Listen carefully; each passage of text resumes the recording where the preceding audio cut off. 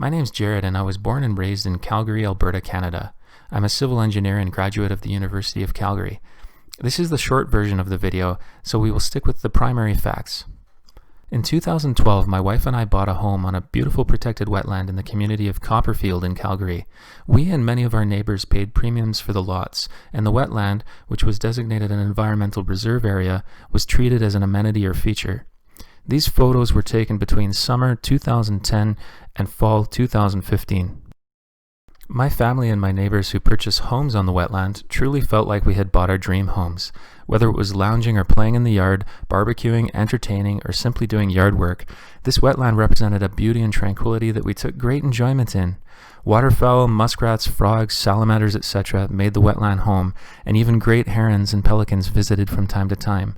It was such a joy to have this piece of nature in our own backyard. The AAP confirmed the wetland is protected, and the City of Calgary acknowledged their requirement to protect it. We're coming to the end of the pre-development photos now. Remember as you continue watching that these pre-development photos consistently showed a wetland, beautiful and full of life. Significant grading construction of Vesta's new Copperstone residential development began in spring of 2016, including construction of a massive excavation that Vesta denied ever existed. The wetland appeared drier that year, and residents contacted Global News who reported on the issue. Vesta and the city claimed to this day that the development does not make the wetland drier, and that the drying is solely due to drier weather. The significantly drier wetland continued in 2017. Here are photos from 2017. Imagine how we felt when we saw this. And here's 2018 and 2019. Totally dried out. When I saw in 2017 that Vesta's new Copperstone residential development included the construction of a new storm pond right next to the wetland, I was concerned, wondering how this would not make the wetland drier, and I emailed my concerns and preliminary drainage calculations to the City of Calgary. In spring of 2018, I submitted a Freedom of Information Privacy or FOIP request to the city, and I asked for every single email and document for this project in possession by the city. After months, I received over 2,000 pages of documents. On March 1st, 2018, I met with the city team, including water resources staff who oversaw permitting and approvals for the project. I asked to see their calculations for wetland water. They said they had none. I was shocked, and I said they had an obligation to perform wetland water balance calculations. The city said to me that it is not possible to perform water balance calculations for the wetland. This appears to have been a lie, for the city's own comments within the FOIP documents state very clearly, please complete a water balance and hydro period assessment for each retained wetland to inform the wetland management plan that will ultimately be required for each retained wetland. In the same meeting, the City of Calgary speculated to me that groundwater recharge may make up for a loss of runoff to the wetland. I said that they have to have calculations to support that and cannot speculate that. The city said it is not possible to perform groundwater calculations with any meaning. This is absurd because groundwater analysis and calculations are one of the key job functions of a hydrogeologist. Also, the geotechnical report for the project shows that groundwater levels in boreholes are significantly below the bottom of the wetland, so groundwater recharge is obviously negligible.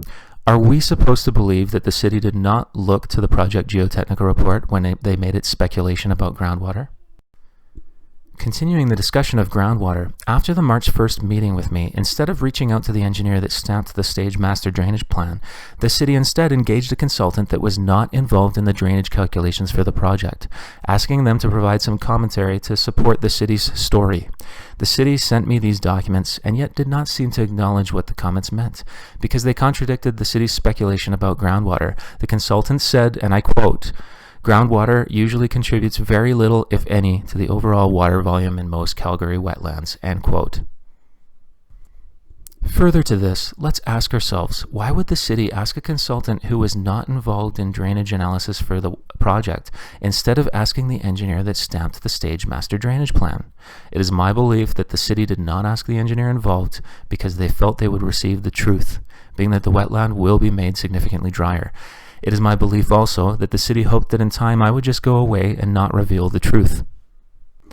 In the same March 1st, 2018 meeting, when one of the professionals on the city team said to me that it is not possible to perform wetland water quantity calculations as a part of engineering and design prior to construction, I said that of course it's possible, that this is one of the key principles of engineering, that calculations and analysis be done prior to construction. As we continue on this topic, I'm now intentionally showing you the city's own comments within the FOIP documents. I said that borehole groundwater readings should have been analyzed, and groundwater and water balance calculations should have been performed to ensure the wetland would not become drier prior to project approval and construction. This professional somewhat scoffed and said essentially, no, that can't be done. The only option is to construct the development without those calculations and monitor the wetland after the fact.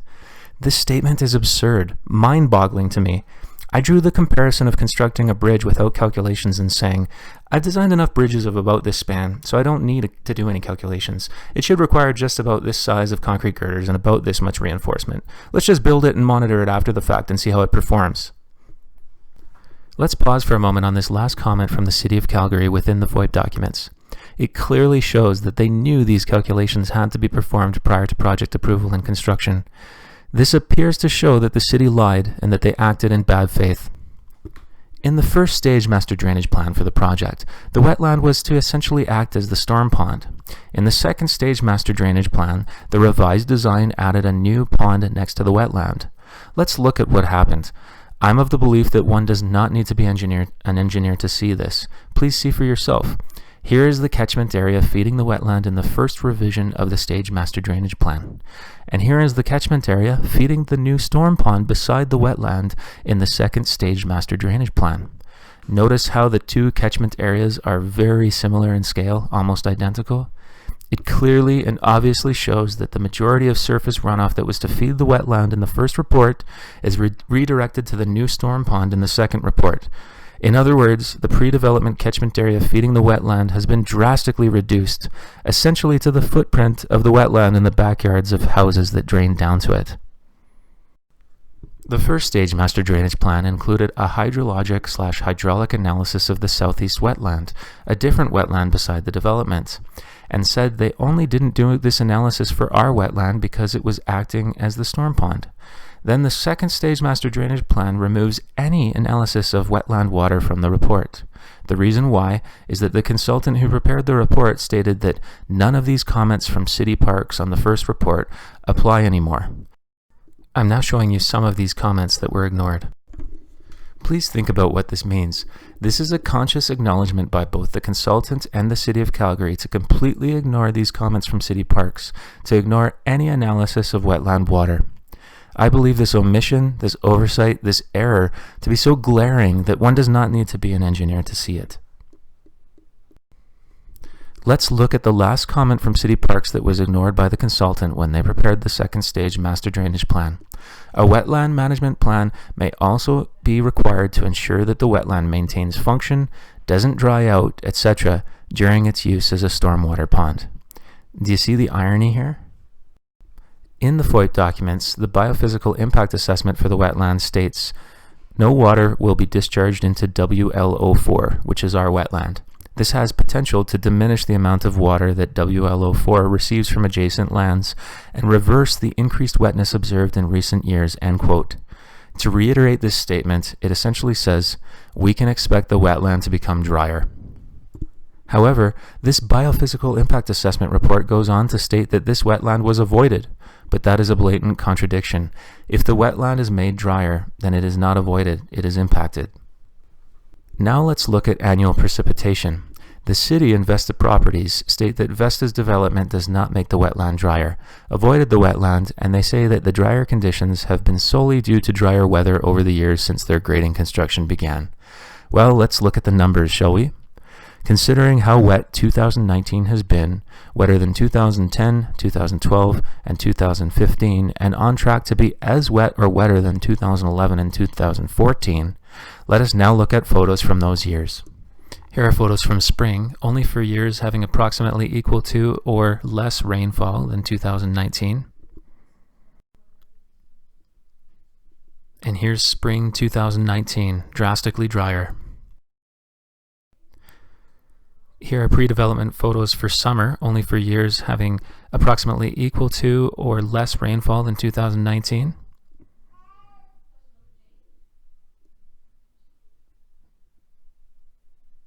And here's summer 2019, completely dry. Here are photos from fall for years having about the same amount of rainfall or less rainfall than 2019.